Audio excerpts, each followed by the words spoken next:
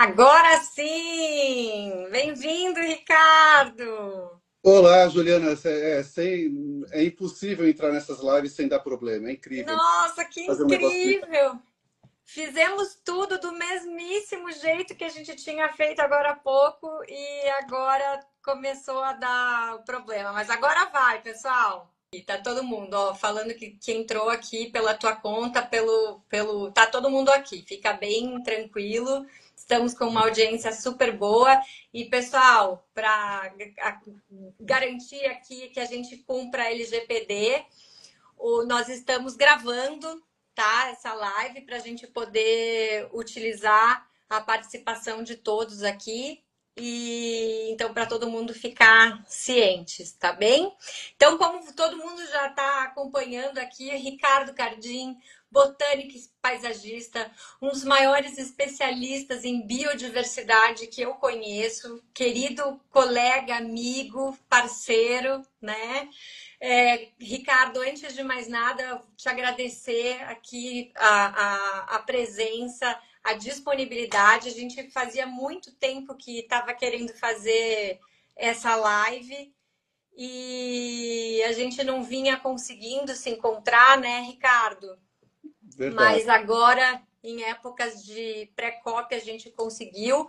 E eu estou muito, muito feliz de poder estar tendo esse momento aqui com você numa época tão simbólica, né, e tão significativa, tão emblemática aqui para o nosso país, que é receber a COP30 em Belém do Pará. Está começando agora por esses dias e vai até por volta do dia 22 de novembro. Então, imagino que todos vocês estejam acompanhando os preparativos aqui para a COP. E a gente convidou o Ricardo, que gentilmente acolheu o nosso pedido, para virmos aqui conversar um pouquinho, então, sobre os preparativos da COP com um olhar sobre o ambiente urbano, né? Essas nossas cidades que, quando nós falamos de meio ambiente, a gente pensa lá na floresta amazônica, pensa, né, às vezes nos povos tradicionais, mas a gente esquece que nós talvez sejamos os maiores predadores da nossa biodiversidade nas nossas cidades e me parece que a gente não está fazendo o nosso dever de casa aqui. Mas vamos ver o que o Ricardo vai nos falar sobre isso. Então, Ricardo, super obrigada por aceitar o nosso convite. Seja muito bem-vindo. Eu que agradeço, Juliana. É um grande prazer participar, né? Como você disse aí, pela nossa parceria, pelos nossos ideais em conjunto. E eu acho que é muito importante também a gente começar a discutir essa COP30, que a gente ouve tanto falar na mídia, e parece que é tão distante do nosso cotidiano, né? De nós que estamos aqui morando em cidades, e isso a gente está falando de quase 90% dos brasileiros. Então, acho que seria muito legal a gente discutir um pouco, né? Do que essa COP ela poderia trazer para a vida dos brasileiros, para o cotidiano dos brasileiros, né? Afinal, o país está investindo um bom dinheiro nisso ali, muita dedicação, muitas horas de trabalho. E na verdade, eu tenho me sentido incomodado com algumas coisas com relação à COP, justamente por parecer uma certa desconexão de assuntos que são muito importantes aos brasileiros e que não são levantados, não são colocados com protagonismo.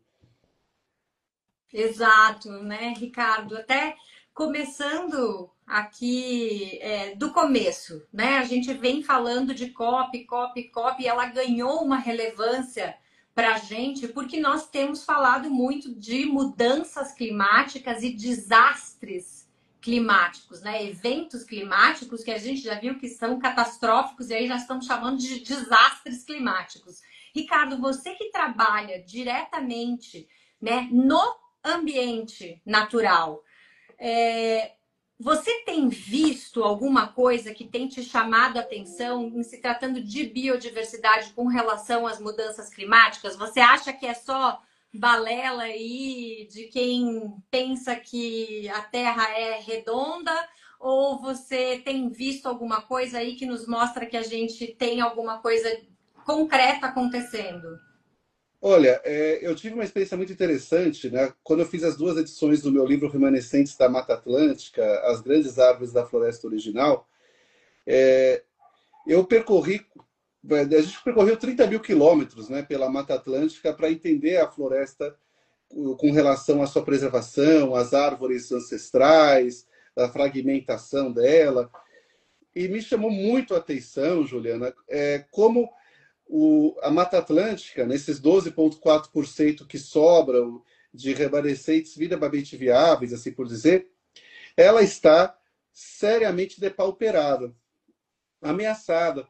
Então, a gente vê que esses fragmentos que estão ali preservados por leis, né, reserva legal, área de proteção permanente, parques municipais, estaduais, federais, parece para a população que aquilo está preservado e que aquilo está garantido. E aí, falando em COP, né, como sumidouro de carbono, como reservatório da biodiversidade nativa para resiliência às mudanças climáticas, regulação do clima, abrigo da fauna, que é responsável por um monte de serviços ecossistêmicos. Então, a gente tem de imaginar que aqueles pedacinhos de Mata Atlântica que ali estão na paisagem, compondo esses 12,4%, são fragmentos garantidos, assim por dizer. Mas, na verdade, não. O que acontece é que grande parte desses 200 e tantos mil fragmentos que a Mata Atlântica foi transformada pela ação humana nos 200 anos que a gente teve aí de ocupação feroz da Mata Atlântica, é que essas florestas que sobraram, elas estão profundamente alteradas por situações como efeitos de borda, onde nas bordas desses fragmentos a gente tem mudanças de temperatura, de ventos, de umidade, que leva à perda de biodiversidade, que leva à infestação de plantas trepadeiras, né, os cipós, que acabam dominando o dossel antigo da floresta e derrubando as árvores antigas, abafando as árvores, a invasão biológica de plantas que vêm da agropecuária, que vêm do paisagismo urbano e que acabam entrando na floresta e ocupando tanto a margem, a borda, quanto o interior, as mudanças climáticas da região, porque com a devastação mudou todo o regime de chuvas, de ventos dos locais, e isso também impactou a floresta. O esvaziamento da fauna, né? A gente perdeu o macaco muriqui e tantos outros bichinhos que plantavam a floresta, que transportavam a floresta na sua barriga e depois defecavam na floresta e cresciam as árvores.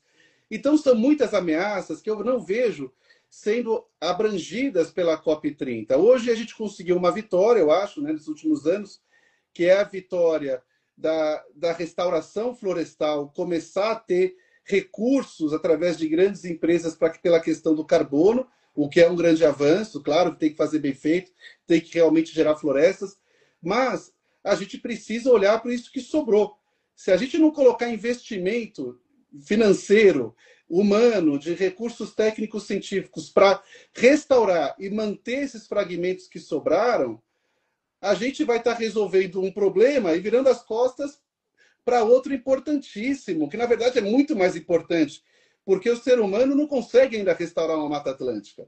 O que a gente consegue é somente fazer um convite para a Mata Atlântica ir morar naquele punhadinho de árvores que a gente planta. E ela vai morar através dos ventos, dos pássaros, dos animais. Ou seja, a ideia é que aquela floresta que a gente planta numa restauração florestal com aquelas mudinhas, um dia ela seja ocupada realmente pelos líquens, pelos fungos, pelas bromélias, orquídeas, pelas muitas e muitas formas de vida da Mata Atlântica. Então, restauração florestal é só um começo, nunca uma floresta de Mata Atlântica, né? Então, isso é uma questão que me preocupa muito, sabe, Juliana? Ver as discussões, muitas vezes, de forma um tanto quanto separadas da realidade do nosso território. Ricardo, perfeitas as colocações. Eu imagino que você esteja se referindo a muito dessa COP que tem se fincado aí, e a gente percebe aqui pela quantidade de questionamentos que a gente recebe sobre o mercado de carbono, né? Parece que o pessoal está esperando para ver se vai acontecer aqui um novo Acordo de Paris, um novo protocolo de Quioto, e isso vai acelerar o mercado de carbono. Então, pensando, Ricardo, em ambiente urbano, em medidas de combate às mudanças climáticas, o que que você entende que deveria ser o centro aqui das nossas discussões? Ou melhor, antes disso, você acha que falar de mercado de carbono é uma perda de tempo?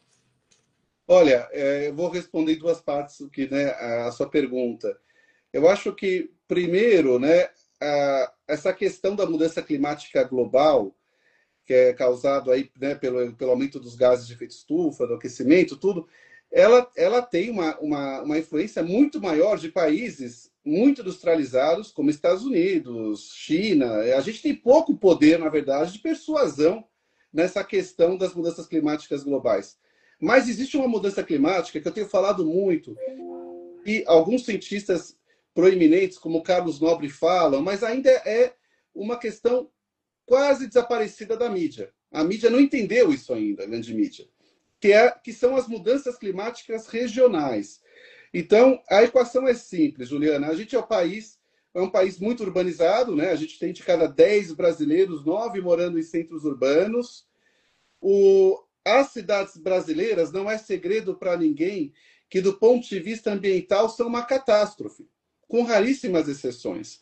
A gente não recebe investimentos verdadeiros no meio ambiente das cidades. Isso não é relevante para a classe política, ao que parece. E aí o que a gente vê são cidades que se transformaram em grandes ilhas de calor, justamente pelo excesso de aridez, pela ausência de verde, de vegetação, ausência de cuidados e manutenção da arborização. E você tem essas ilhas de calor que são um combustível para as mudanças climáticas regionais, para os eventos climáticos extremos, como as grandes tempestades, né? São Paulo era a terra da garoa até 50 anos atrás, hoje é a terra dos eventos climáticos extremos. A gente teve, algumas semanas atrás, uma tempestade extrema em São Paulo, fora de época, e que entrou com tanta força que arrancou janelas de prédios antigos. Quando você constrói um prédio, quando a construtora constrói um prédio, ela calcula tempestades de 100 anos para aquela janela não sair voando e a construtora ter sérios danos. Então, para arrancar uma janela, significa que foi muito além do dimensionado naquele local. E isso é muito potencializado pelas mudanças climáticas regionais, claro, junto com as mudanças climáticas globais. Então, o resumo da ópera é: mudanças climáticas globais, a gente tem pouca capacidade de interferência como país. Mudanças climáticas regionais, temos 100% da capacidade de mudar esse cenário e sofremos muito por esse cenário. Então, o quanto isso está sendo levado na COP30 para esse país urbano que é o Brasil e que tem essas mudanças climáticas globais muito potencializada pelas mudanças climáticas regionais que a gente poderia mudar tranquilamente, basta vontade política, porque recurso temos para isso, tanto técnicos, científicos, quanto financeiros.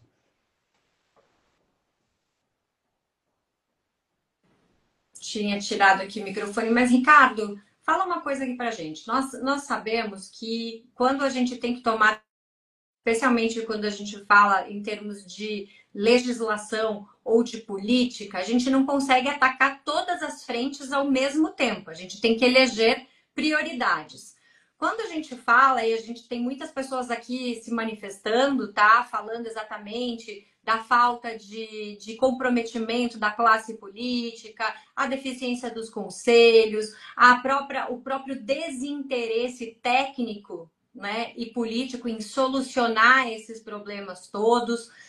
Mas a gente vê algumas iniciativas, né, aqui, por exemplo, o município de São Paulo, plantando árvores, a gente vê algumas iniciativas, né, em municípios de canalizar o rio para evitar que a nascente seja enterrada, que a gente perca. A gente tem aqui, a gente costuma falar, né, aqui em São Paulo, dos rios enterrados. Então, estou fazendo aqui várias provocações, né, Ricardo? Eu estou percebendo.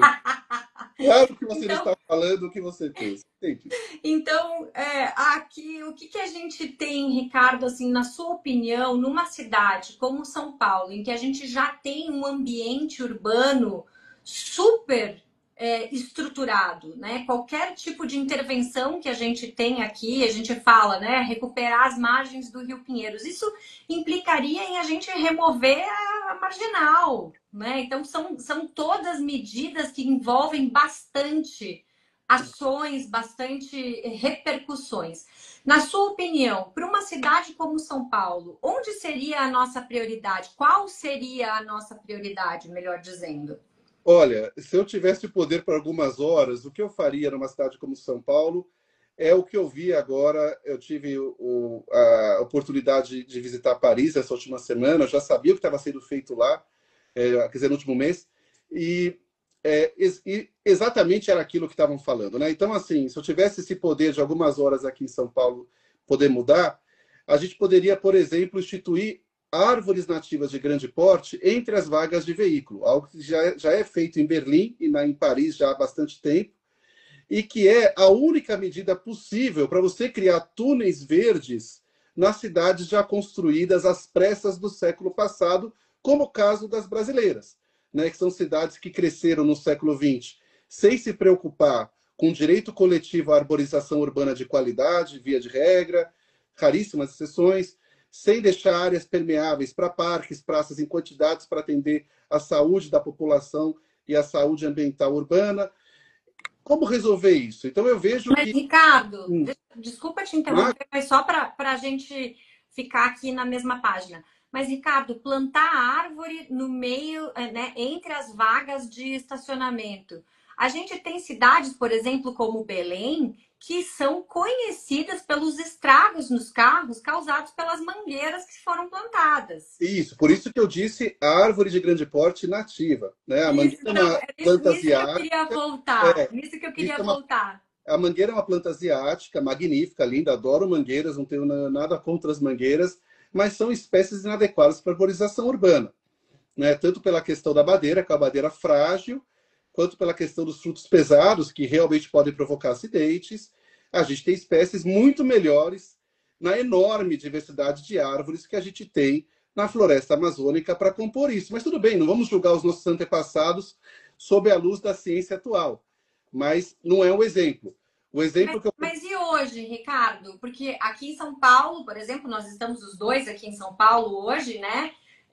Casualmente, mas aqui em São Paulo a gente sabe, não são usadas mangueiras, são usadas outras formas de reflorestamento ou de arborização, né? Eu estou brincando ultimamente de chamar de verdesização. Mas não está sendo utilizada a árvore nativa adequada, porque quando as pessoas têm que fazer compensação, se um cidadão comum resolve cortar uma árvore aqui em São Paulo, tem que bater lá na porta da prefeitura, pedir uma autorização e tem que plantar outras 10. Essas 10 árvores não estão cumprindo a sua função, elas não estão sendo árvores nativas de acordo com aquilo que é Muito, recomendado? muito boa provocação, né? O que acontece é que a compensação ambiental raramente, mas muito raramente, é feita onde a gente mais precisa de árvores, que é justamente onde estão as pessoas, nas calçadas. Então a gente vê muita compensação ambiental acontecendo em alças de acesso, né, em parques, em praças, e não nas calçadas, que é muito mais difícil de plantar. A gente, em São Paulo, hoje, planta-se árvore? Planta-se, mas uma quantidade completamente aquém do que a gente precisa para regular o clima da cidade, para diminuir a temperatura da cidade e conseguir minimizar os efeitos das mudanças climáticas regionais. Quando eu falo a gente plantar árvores entre as vagas de carro, é plantar árvores como cabreúvas, como ipês roxo, árvores que vão ter condições adequadas para essa arborização, numa distância de a cada 7 metros, por exemplo, 8 metros, onde você deixa um espaço de vaga de carro, mas de forma ininterrupta, formando túneis. Aí, claro que, com isso, a gente precisa criar um departamento na cidade de São Paulo, que é o departamento de cuidado e manutenção de árvores, ou saúde e manutenção de árvores. Hoje a gente só tem poda e remoção de árvores, e muitos terceirizados. Eu acho que a gente deveria ter um departamento próprio, como era em São Paulo, em meados do século passado. E cuidar dessa arborização, porque também se você não cuida de um ser vivo numa condição hostil urbana, ele vai cair, ele vai trazer uma série de problemas, ele vai ficar doente. Não existe milagre, né? Hoje a árvore é plantada, quando é plantada, e ninguém cuida dela, ela fica lá abandonada. Eu canso de ver árvores na cidade de São Paulo sendo engolidas pela cerquinha que protegia a muda, porque ela ficou 10, 15 anos com aquela cerquinha, e depois ela só vai sair dali quando ela cair um dia. Quando existe poda? Quando alguém pede para a prefeitura para fazer a poda daquela árvore e houver a concessionária elétrica. E aí é feita a poda de mutilação, que é no galho grande que a árvore não consegue fechar. Você vai numa cidade como Berlim, as árvores são todas podadas em galhos pequenos, para ter a poda de formação, que vai formar essa árvore numa estrutura adequada para ser compatível à cidade e os desafios urbanos. Então, o que eu estou dizendo é que não existe uma visão do século XXI com os desafios de 2025 na arborização. A gente ainda está em 1970, achando que a árvore é supérfluo, é secundário, é apenas decorativo. Né? Tanto que tem alguns amigos que se candidataram à eleição municipal agora, que teve a última. Né? E eles me contaram uma coisa muito interessante, que é unânime a opinião entre os partidos, etc., que a agenda ambiental não dá voto. Falar de árvore tira voto. Falar de meio ambiente urbano tira voto. O que dá voto é falar de cachorro e gato. Eu adoro cachorro e gato, tá? Tenho aqui em casa. Mas é o que dá voto. São agendas que nada tem a ver com o meio ambiente urbano, no que se refere à regulação do clima, mudanças climáticas, saúde urbana, etc., né? Assim, ligado a verde.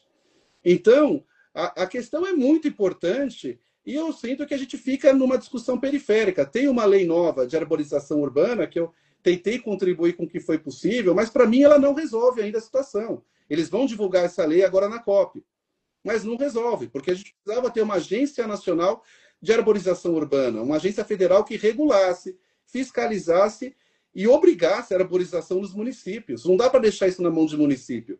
A gente está cheio de denúncias na internet aí, secretários do Verde que não conhecem nada da matéria, né? ou secretarias que só existem para constar e não servem à finalidade. Então, é muito importante que a gente comece a repensar tudo isso e pare com essa discussão de só olhar para assuntos macro. Né? Então, geleira, oceano, golfinho, Amazônia, resíduos plásticos, tudo assunto importante, sem dúvida, mas a gente esquece todos os outros assuntos que fazem parte do nosso dia a dia. Mas, Ricardo, vamos lá. Era o nosso combinado aqui a gente fazer uma grande roda de conversa e podermos discutir efetivamente, como dois cidadãos, algo que interessa a todos nós. E aí tem muita gente, Ricardo, são todos os teus seguidores aqui que estão com a gente, tá? Fazendo vários comentários aqui sobre exatamente o que você está colocando, que é extremamente importante, que é a resistência da própria população a ter árvores nas calçadas. E aí já coloca, né? Não, eu não quero árvore na calçada porque vai estragar a calçada, porque vai pegar no muro e assim por diante. Então eu te pergunto, Ricardo, pensando que a gente tem uma resistência da população que, via de regra, não quer plantar uma árvore na frente da sua própria casa, né? Uhum. Você acha que como a gente pode chegar nessas pessoas? Porque se a gente conseguisse sensibilizar as pessoas, os cidadãos, como você disse, para que a gente desse o mesmo valor para a arborização urbana que nós damos para a proteção dos animais domésticos, eu acredito que a gente teria também esse impulso na classe política, porque isso dá voto, né? No fim das contas, é isso que interessa. Então, e aí? Como é que a gente faz, Ricardo? Bem, Juliana, é um mecanismo nefasto, porque justamente pela arborização urbana ser tão descuidada, tão abandonada, ela cai, ela machuca pessoas, ela danifica bens das pessoas, né? Cai nas casas, cai no carro, cai etc. Então as pessoas passam a ter medo de árvores, porque elas não são mais aliadas, elas passam a ser inimigas pelo estado de abandono que elas estão, né? Pelos montes de espécies erradas que são plantadas e que crescem 40 anos sem ninguém tirá-las de lá. Né? Aliás, isso até um parênteses vale. Grande parte da arborização urbana brasileira não foi plantada por prefeituras, foi plantada por cidadãos que gostam de árvores e que compraram mudas em floriculturas, tudo que são geralmente daquelas figueiras asiáticas, as ficus lirata, ficus benjamina, ficus As que elástica, estão na moda, né? que estão na moda. São plantas que muito usadas na Europa, elas foram desenvolvidas na Europa a partir de mudas da Ásia para serem vendidas para ambientes internos. No Brasil, elas são compradas em qualquer supermercado, é só o que tem para vender, de norte a sul, de leste a oeste, vem geralmente de viveiros paulistas, e essas mudas, as pessoas usam para decoração. Quando elas enjoam da árvore, ou a muda fica muito grande para o vaso, elas plantam na calçada, plantam no parque, plantam na praça. O que aconteceria se houvesse fiscalização pública, se houvesse cuidado com a arborização? Primeiro que não teria espaço para plantar, porque todos os lugares de árvore estariam ocupados por uma arborização técnica científica do Estado. Mas, mesmo que houvesse o plantio errado, na fiscalização periódica da prefeitura, eles iriam encontrar o exemplar plantado errado e iriam removê-lo. Ele não iria crescer e gerar problemas. Agora, em São Paulo, quando a gente vê foto de árvores caídas, quase sempre são ficus que caem, plantadas por pessoas. Que é uma árvore de madeira mole, que ficou muito doente por causa da mosquinha branca, porque são clones lá da Holanda, que não tem variabilidade genética, e que tem raízes muito agressivas que enrolam quando naquele solo cheio de entulhos da cidade. Então, elas não têm uma fixação adequada. Então, elas caem e ficam enormes. Né? Então, são problemas muito graves, mas você tocou num assunto muito importante, Juliana, que é o quê? A arborização urbana é dever do Estado. O cidadão não deve interferir nisso, como ele não interfere no asfalto, como ele não interfere na rede de água e esgoto.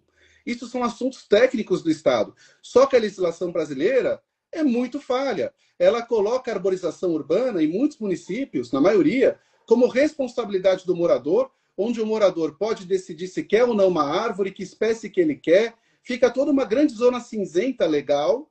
E aí você tem a arborização completamente abandonada e falha nessa situação.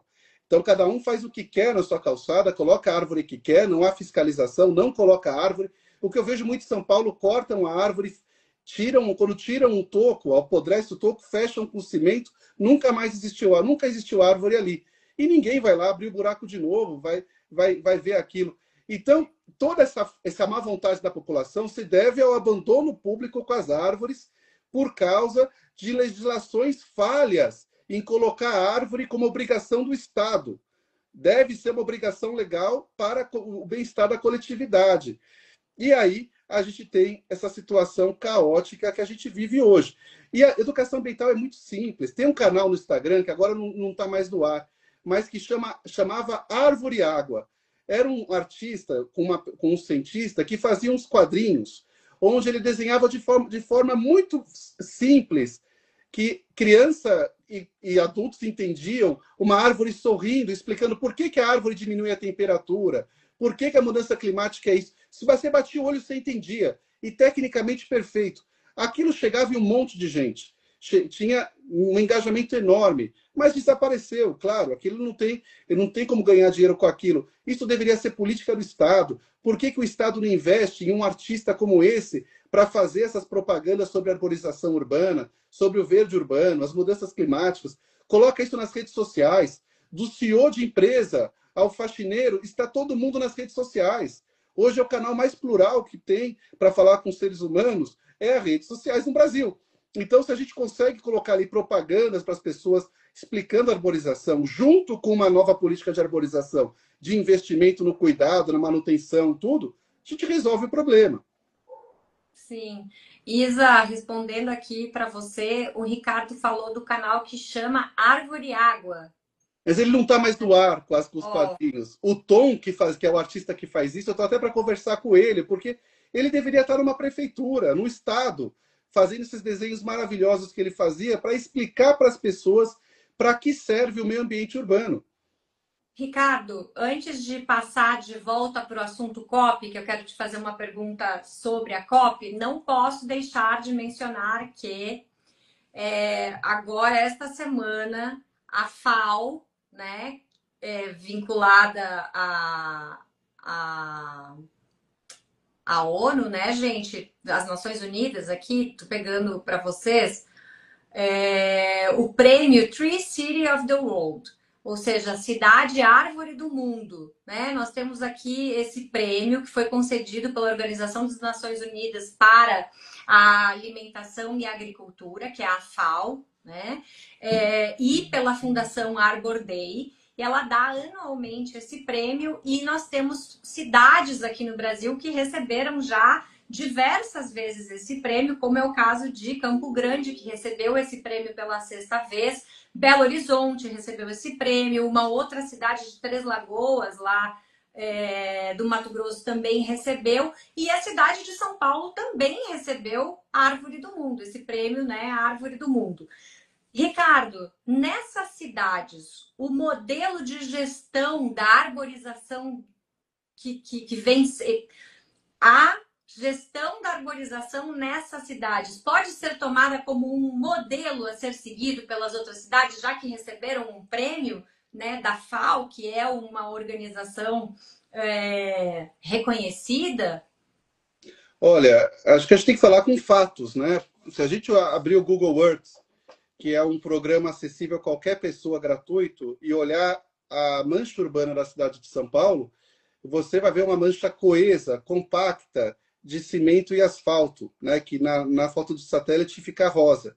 E quase nada de verde. A gente só vê verde em algumas ilhas, como Ibirapuera, como os bairros Cidade Jardins, que foram feitos pela companhia City, tinham arborização, perdendo mais, o Jardim Botânico, o Parque do Carmo, mas a gente vê uma cidade completamente árida. Se você entrar no mesmo programa e olhar a cidade de Berlim, você vai ver que é uma cidade que tem verde entrando na cidade inteira. Então, é surpreendente esse programa, esse prêmio, porque eu acredito que quem deu esse prêmio não chegou a olhar o Google Earth e muito menos caminhou em qualquer rua de uma cidade, da cidade de São Paulo, por exemplo. Porque caminhar na cidade de São Paulo, quando tem árvores, é encontrar um show de erros graves. Árvores enforcadas por cimento, cupins apodrecendo árvores, sendo que a legislação não deixa combater cupins, podas mutiladoras que apodrecem as árvores, espécies completamente inadequadas, árvores anãs que não produzem sombra e nem serviços ecossistêmicos eficientes. Enfim, uma miríade de problemas que nada justifica esse prêmio. Para mim, isso é extremamente surpreendente. Maravilha, Ricardo. Obrigada. É um tema sensível, né? Mas é importante a gente saber, porque o que sai na mídia a gente acaba, às vezes, absorvendo sem muito juízo crítico, né? E aí, voltando agora para a COP, Ricardo, eu estava falando aqui no começo que a COP vem agora com uma pauta importante que é discutir a criação de um fundo que receba valores, receba doações, né, espécie de doações dos países que são os considerados mais poluidores do planeta, aqueles mais desenvolvidos, e que essas verbas sejam dirigidas para os países que são aqueles considerados menos desenvolvidos e mais vulneráveis às mudanças climáticas, onde se enquadraria, em princípio, o Brasil, inclusive porque detém aí a maior floresta em pé e de área de proteção de biodiversidade do planeta, a nossa floresta amazônica, apesar de a gente falar muito da importância da Mata Atlântica, que às vezes acaba sendo deixada de lado, né, Ricardo? Mas voltando então para esse objetivo da COP, que é falar sobre o fundo, imaginando que o Brasil recebesse uma boa quantia em dinheiro, que é o que se pretende. O Brasil tem trabalhado para entrar nessa lista, para que esse fundo ele se torne uma realidade e que o Brasil receba, então, valores de repasses para fins de combate às mudanças climáticas. Na sua opinião, Ricardo, o que poderia ser uma destinação adequada de dinheiro vindo por esse fundo com o objetivo de combate às mudanças climáticas? Eu falei antes, né? A gente precisa recuperar os rios poluídos, a gente precisa desenterrar os rios enterrados, a gente precisa fazer mais florestas de bolso. Na sua opinião, o que conseguiria dar um retorno mais perceptível no curto, médio, longo prazo com relação às mudanças climáticas? Bem, eu acho que primeiro, claro, a gente tem que lembrar do bioma amazônico, né? A nossa última floresta, a Amazônia, só não foi desmatada ainda inteiramente que nem a Mata Atlântica, porque não deu tempo. Ela é muito grande, mas a gente tem uma tecnologia maravilhosa hoje para desmatar, né? Tratores potentes, estradas que são abertas rapidamente, caminhões muito potentes, motosserras. Então, hoje a gente destrói com muito mais velocidade que os nossos avós. E a Amazônia já está em processo de fragmentação para qualquer um que olhar no Google Earth. Você vai ver que aquela região da Terra do Meio, região das estradas construídas durante a ditadura militar, elas estão ativamente fragmentando a floresta. E o começo do fim é a fragmentação.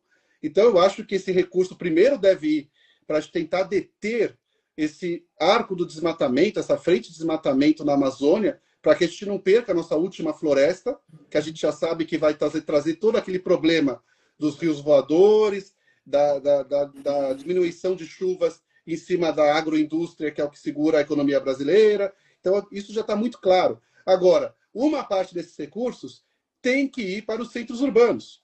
A gente precisa trabalhar o meio ambiente urbano, que é onde estão as pessoas, as mudanças climáticas nacionais. Note, eu não estou fugindo do assunto mudança climática. Eu estou trazendo ele para essa questão urbana, que é o que ninguém fala quando fala de mudança climática global. Então, a gente também pode fixar carbono nas cidades, e fixando carbono nas cidades com árvores, acho que resolve uma enorme gama de problemas para nós humanos, para a vida humana. E também para a diversidade nativa, se isso for bem feito. Então, é algo que eu entendo que não pode ficar somente fora do cotidiano dos brasileiros. Esses recursos serão muito bem-vindos, claro. E também não pode também, outra coisa, Juliana, esses recursos, eles também não podem desobrigar o Estado brasileiro de investir recursos de verdade no meio ambiente no Brasil. Né? Porque o que a gente vê muito com esse legislativo que a gente tem é que dão muitas migalhas para o meio ambiente, como um assunto menor. E a gente já está vivendo essas mudanças climáticas, que não é segredo para ninguém. Inclusive, até uns anos atrás, era comum você ouvir muitos negacionistas das mudanças climáticas. Hoje, tem que se fazer. Eu já tenho ouvido pessoas de direito da minha família falando, mudança climática você tem razão, Ricardo, mas o resto não. Então já começou a ter muita coisa ficando muito clara a ciência. Sim, sim, sem dúvida, Ricardo. Quero aproveitar aqui o momento para passar aqui para todos que estão nos acompanhando. Quem ainda não acompanha o Ricardo aqui no Instagram, o Instagram dele é @ricardo_cardim, com C no começo, M no final. Acompanhem, ele tem um trabalho belíssimo que ele divulga aqui, que ele costuma trazer, inclusive, conhecimento, né, compartilhado gratuitamente aqui no Instagram. Eu sei que boa parte de vocês estão aqui por conta dele hoje, mas fica o convite para segui-lo e para seguir também o Instagram do nosso escritório, que eu não falei lá no começo, né? Para quem entrou aqui a convite do Ricardo Cardinho, eu sou Juliana Mateia, sou sócia do Matei Franco Advocacia Ambiental. A gente também tem o canal aqui que era para estar conseguindo transmitir também essa live, que é o @mf, Matei Franco, advocacia ambiental. Então, fiquem todos convidados a nos seguir aqui também. Nós vamos estar, Ricardo, na COP a partir do próximo domingo. Vamos estar trazendo notícias atualizadas todos os dias sobre os andamentos das negociações lá, dos eventos paralelos. Vamos tentar cobrir com o máximo. Estamos com uma equipe lá, estamos fazendo parte de um projeto chamado COP Experience, que vai trazer, então, a cobertura completa dessa COP e trazendo todos os dias aqui as notícias para que a gente tenha, pessoal, o acompanhamento com a nossa criticidade, né? Que a gente possa absorver as informações vindas da COP e fazer o nosso juízo de valor sem ter que acreditar e adotar como certas, como verdadeiras, todas as manchetes que a gente lê nos jornais, porque a gente sabe que não é bem assim. E tem uma coisa, um projeto que eu conheci pelo Ricardo, né? Eu não conhecia antes disso, que eu acho genial, que são as chamadas florestas de bolso, né, Ricardo? E eu, sempre que eu vejo aqui, eu até brinco que eu transformei aqui um pedacinho da minha casa em São Paulo, que era uma área toda concretada quando eu comprei, era um pedaço muito pequenininho, mas hoje eu vejo beija-flor. Eu tenho 2 inquilinos aqui, que é um casal de João de Barro, tem um casal de bem-te-vis. Então, eu brinco aqui que eu fui vendo a biodiversidade voltando aqui para o jardim da minha casa, que antes era um lugar totalmente árido, né, que onde criavam cachorros de raça para procriação e venda. Então, Ricardo, fala um pouquinho para gente. Primeira coisa, fala para gente, além da cabreúva que você já falou, o pessoal está perguntando aqui, que espécie eu posso plantar na calçada da minha casa? Você já falou da cabreúva, se puder dar mais umas 2 ou 3 sugestões aqui de árvores que possam ser plantadas, mas, pessoal, o Ricardo, no Instagram dele, ele não apenas dá essa sugestão de espécies que podem ser plantadas, como ele diz onde encontrar as mudas, tá? Então, podem seguir lá o Ricardo, ele responde os comentários. Mas, Ricardo, se puder falar para a gente aqui mais umas 2 sugestões, além da cabriúva, para quem tiver com alguma dificuldade ou quiser variar um pouco. E se puder falar um pouquinho sobre o que é uma floresta de bolso, porque tem gente aqui falando de Maceió, Ricardo, tem gente falando de outras cidades do Brasil e talvez não tenham acompanhado o teu trabalho e não saibam do que a gente está falando. Um parêntese antes de você responder, que o pessoal está perguntando se o Brasil tem uma política ou um plano nacional de arborização urbana. Não tem, é exatamente o que o Ricardo estava defendendo no começo aqui da nossa live, que isso deveria ser uma iniciativa legislativa, né, inovadora, e que deveria nascer, inclusive, agora, por ocasião dessa COP, seria um ótimo momento. Então, há uma lei, né? Vai ser divulgada agora na COP, mas como eu disse, para mim ela não resolve. Não é suficiente, não Não é resolve. suficiente. Eu acho que não vai mudar o quadro caótico da arborização urbana, porque ela não entra com a força legal necessária para isso. Né? Tomara que eu esteja errado. Mas, enfim, sobre 2 espécies. É muito complicado falar de espécies para calçada sem ver a calçada, sem saber que local está, porque o Brasil tem uma diversidade enorme de biomas, de ecossistemas. Então, cada local vai ter suas espécies adequadas para aquele local. Mas o que eu sempre digo é o maior tamanho possível para a área disponível, dentro, claro, de uma espécie adequada com relação a raízes, madeiras, folhas. Por isso que é um assunto técnico, por isso que, claro que a população deve participar, mas deve participar junto do Estado com ciência e técnica. Mas então, colocando aqui para a cidade de São Paulo, além da Cabreúva, a gente tem a Copaíba, a gente tem o Ipê Roxo, acho que tem o pau-ferro, que também é muito bom. E a pitangueira, Ricardo? Estão perguntando aqui. A pitangueira pode? A pitangueira é uma árvore de pequeno porte. Então, para calçadas estreitas, ok. Mas você coloca ela numa calçada grande, não. Por quê? Gente, a grosso modo quanto mais sombra faz a árvore, melhor ela é para o clima da cidade. Mais ela ajuda a regular o clima e diminuir as mudanças climáticas. Isso é uma coisa muito importante, porque as companhias elétricas fazem lobby há décadas e imprimem manuais falando que tem que plantar árvores anãs, para eles não terem custos de manutenção de árvores com a fiação elétrica. Pode. Eles deveriam enterrar a fiação elétrica. Ok, não quer enterrar? Então cuida das árvores que estão com a fiação elétrica. É possível conviver. Os bairros paulistanos mais antigos, como onde eu estou aqui em Pinheiros, a gente tem muitas árvores grandes convivendo com a fiação. E todo mundo convive. Imagine se fossem cuidadas. Não teria seria apenas uma pequena parte do problema que a gente tem hoje. Então, a gente tem que pensar sempre em árvores, né? Grandes e nativas. Agora, que bom que você vai estar na COP. Fico muito feliz, Juliana, que vocês vão estar lá trazendo informações de qualidade. Agora, eu vou falar de uma coisa que eu vi aqui, que eu estou olhando, estou lendo tudo que vocês estão escrevendo, tá? Não pensa que não, aqui o chip está funcionando para os 2 lados.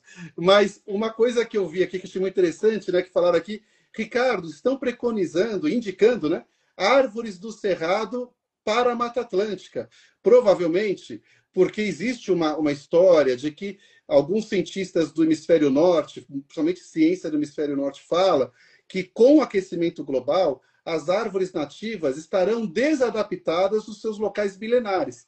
Então, você vai ter que colocar árvores que resistam a mais calor e mais secura, a priori. Gente, isso é um absurdo. Não tem nada disso acontecendo ainda. Né? E a gente tem que lembrar o seguinte, as árvores nativas não nasceram ontem. Não é essas espécies não surgiram há 100 anos atrás. Elas estão aqui há milhões de anos nesse território. E durante todo esse tempo, houveram eras geológicas mais quentes, mais frias, mais secas, mais úmidas.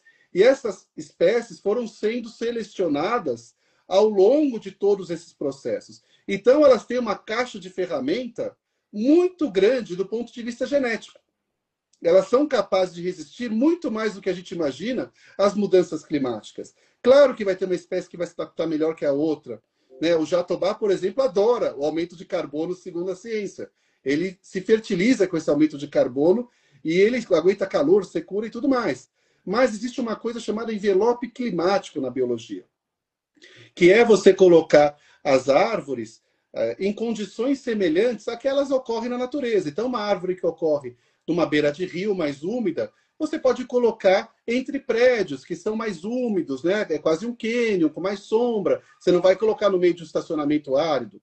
E árvores que crescem em locais mais abertos, mais secos, você pode colocar no meio do estacionamento árido. Então, por isso que eu falo que a arborização é um assunto extremamente técnico, científico. A gente tem no Brasil uma ciência de altíssima qualidade nisso, corpo técnico para isso. O que não existe é investimento para essas pessoas terem voz e conseguirem mudar nossas cidades. Maravilha, Ricardo. Então, nosso convite aqui de novo para quem está acompanhando a nossa live, que ainda não segue o Ricardo Cardim aqui no Instagram, @Ricardo_Cardim, com C no começo, M no final, e o Instagram do nosso escritório aqui, que é especializado em advocacia ambiental, o mf.advocacia ambiental. São os dois. E eu quero mostrar aqui para quem está questionando sobre as espécies mais adequadas, etc. Tem um livro maravilhoso aqui, ó, chamado Paisagismo Sustentável para o Brasil. Tá? Recomendo que quem tenha gosto aí pela leitura, faça a leitura desse livro, porque ele é uma aula, num primeiro momento, de história do Brasil, de história da ecologia do Brasil, né? Talvez não esteja usando o termo ecologia aqui muito certo, mas talvez da botânica no Brasil, das nossas matas e de preservação também, que é da autoria do Ricardo, que foi maravilhoso. Pessoal, a gente está chegando aqui no final da nossa live. Eu queria responder um questionamento que foi feito aqui sobre se a calçada de quem é a calçada? O município é o dono ou é o proprietário do imóvel? E aí a gente tem o seguinte, a calçada ela já pertence à área pública. Tá? Ela já pertence ao público, não é nem que pertence ao município, ela pertence ao público e é administrada pelo município. Mas pela legislação, na maioria, assim, 100% dos municípios tem lá na sua legislação a indicação de que a responsabilidade por manter limpa, por manter calçada, essa parte em frente às residências, ela é do proprietário do imóvel, tá? Então, para esclarecer ali para vocês, mas quem vai plantar, aliás, quem vai suprimir, por exemplo, uma árvore nessa localização, tem que se informar na prefeitura do seu município sobre os requisitos para isso, porque, via de regra, precisa obter autorização do município para fazer poda ou para fazer supressão de árvore que esteja na calçada, tá bom? E deveria ser com relação ao plantio também. Ricardo, onde o pessoal pode encontrar o teu livro? Ele tem na Editora Olhares ou na Amazon ou em livrarias físicas. Hoje ele está bastante divulgado já, permeando o mercado. Então é colocar no Google livro Ricardo Cardim Paisagismo, já vai aparecer algumas opções, né? E eu sou suspeito, mas claro, recomendo a todos aqueles que gostam do tema como a gente, né? Porque eu acho que a gente precisa ter hoje conhecimento. E eu escrevi esse livro ao longo de 7 anos, justamente pelas provocações que eu recebia de pessoas que eram negacionistas científicas. E aí eu falei, puxa, não dá, né? Então a gente precisa ter uma publicação para poder falar sobre isso. Aí, só para a gente arrematar aqui, né, Juliana, eu não respondi sua pergunta da floresta de bolso, né? Floresta de Então bolso, por vamos lá. favor. A floresta de bolso é uma técnica de restauração da Mata Atlântica, da Amazônia, de florestas tropicais, que reproduz a dinâmica natural das capoeiras, das florestas jovens dessas formações. Quando você entra numa floresta jovem de Mata Atlântica ou amazônica, você vai ver que as plantas são muito juntinhas umas das outras, com espécies típicas daqueles ecossistemas jovens e que você tem que entrar com um facão ou se arranhando inteiro, porque é tudo muito junto. A restauração florestal no Brasil, via de regra, ela é inspirada lá no Instituto Brasileiro de Desenvolvimento Florestal dos anos 70, na produção comercial de eucalipto, de pinos. Então, eles fazem uma restauração florestal mecanizável, com árvores de cada 3 por 2 metros. O que acontece é que isso é muito diferente da floresta original. E aí cresce muito mais devagar e tem sérios problemas de invasão de plantas africanas, como capins africanos e outras invasoras. Então, a floresta de bolso, ela cresce muito mais rápido e semelhante ao que a natureza já faz há milhões de anos. E a gente começou a desenvolver e usar essa técnica dentro das cidades. E a gente percebeu que ela conseguia um crescimento de 8 metros da floresta em 3 anos, por mais que tivesse condições hostis de poluição, degradação do ambiente do entorno urbano e manutenção mínima. E a gente fez 17 florestas de bolso na cidade de São Paulo. A gente não conseguiu fazer mais, elas eram todas feitas com recursos privados, doações, porque a gente não conseguiu autorizações mais do poder público para fazer isso em áreas públicas. E a gente fazia em mutirão voluntário, a gente chegava a ter 600 pessoas um domingo plantando 400, 500 mudas nativas da Mata Atlântica Regional.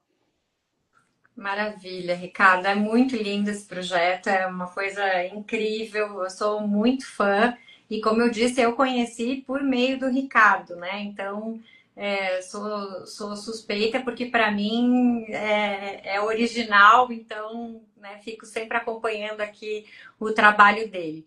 Ricardo, vou te passar a palavra aqui enfim, suas últimas considerações aqui para a gente encerrar a nossa live de hoje e aí volto para me despedir aqui do pessoal também. Bem, tá tendo um monte de dúvida aqui. Muitas dessas dúvidas, gente, estão respondidas no meu livro. Ah, você está querendo vender livro? Eu não ganho praticamente nada com livro, tá, gente? A ideia é divulgar mesmo a informação. Infelizmente, escrever livro no Brasil não sustenta nada. Mas, primeiro, eu agradeço, Juliana, esse espaço para conversar um assunto tão importante com você, que tem esse vasto conhecimento do direito ambiental, que é uma questão importantíssima no país, né? Acho que muitas das vitórias que a gente teve nas últimas décadas se deve ao direito ambiental, que conseguiu, né? Outro dia eu estava até, lembrei de você outro dia, Juliana, que eu vi uma foto de São Paulo em 1978, que é o ano que eu nasci, e cheio de chaminé saindo fumaça preta. E aí eu lembrei que quando eu era criança, quando me pediam para escrever, para desenhar a poluição, eu desenhava fábricas e não carros. Exato. Essa legislação ambiental que a gente tem hoje e ao trabalho de profissionais como você, a gente não tem mais essa poluição horrível nas cidades. A gente tem os carros ainda, mas a gente tirou essas fábricas poluidoras que eram a paisagem, né? Aquelas chaminés enormes. Né?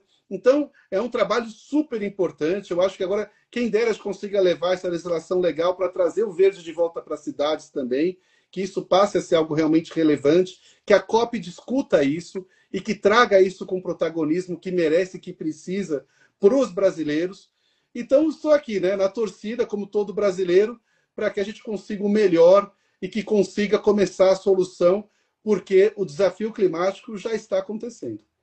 Exatamente, Ricardo. Só para aproveitar, porque você falou da nossa imagem das cidades, né, poluídas, Cubatão vai ser tem um case, né? O case Cubatão vai ser apresentado pela prefeitura de Cubatão na COP agora como uma das histórias mais emblemáticas de recuperação do meio ambiente.